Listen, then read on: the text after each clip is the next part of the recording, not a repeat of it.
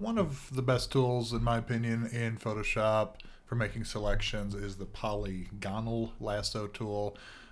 If you've selected your Lasso tool and you click and hold on that tool, you're going to see the Polygonal Lasso tool right there. Notice keyboard shortcut is L for all of these tools here. So another way to get to this is you're on one of the selection tools, hold Shift and press L on the keyboard, and it will cycle through all the tools within that nested area.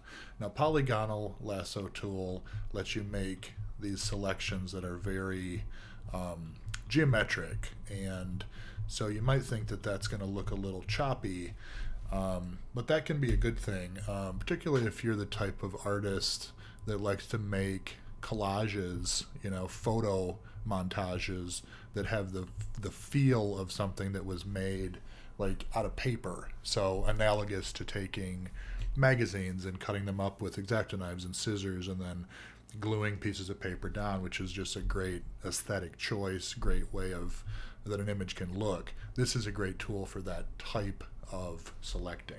It's also just a great tool for making crisp, precise selections, generally speaking. Now, typically the way that you would use it is you would want to have your add to selection probably clicked, at least initially, because you wouldn't really want to try to make your way around an entire complex shape like this dog, where it's likely to mess up at some point along the way, and then you're going to have to back out of your selection and start over. Whereas if you're sort of doing it gradually with add to selection, you can see, okay, I could continue to make my way around this dog here. Now, there are easier ways. There's ways to select the background. There's magic wand. There's all kinds of ways that you can do a selection on something like this, which would be pretty easy just to remove the background. But just as an example of this kind of how could you select something and cut it out, this is what I'm showing you guys. So again, I continue to make my way around, and you can see over time I would be able to make a selection of the entire dog. Now I'm going to do this very loosely here just to get around the rest of it and not be very precise at all. There, I made a mistake, so I'm just doing Control or Command Z to undo what I just did. That'll happen for sure. And then, like I said, let's make our way around the rest of this shape very, very loosely and imprecisely, just to close it off. And double clicking there to close off the shape, and you can see, okay, now I have pretty much everything selected.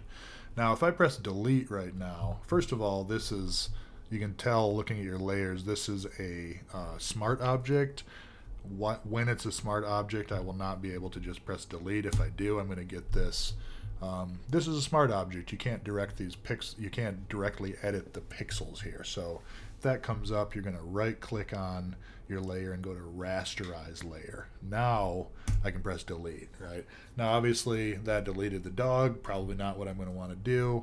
So I'm going to do Command Z, and from within my contextual taskbar, I could hover right here, do an invert selection, or by going up to the application bar, select inverse.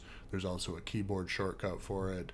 I'm just going to use, in this case, the contextual taskbar, invert that selection, and now I could delete out that background. Deselect, go back to Move Tool, keyboard shortcut V, and now I have the ability to move that, resize it, whatever I want to do. And that's a destructive edit. Those pixels are now gone. As we get deeper into the series, we'll talk about masks, which allow for a lot more flexibility. But in a nutshell, that's how you can make a selection and delete part of the pixel information.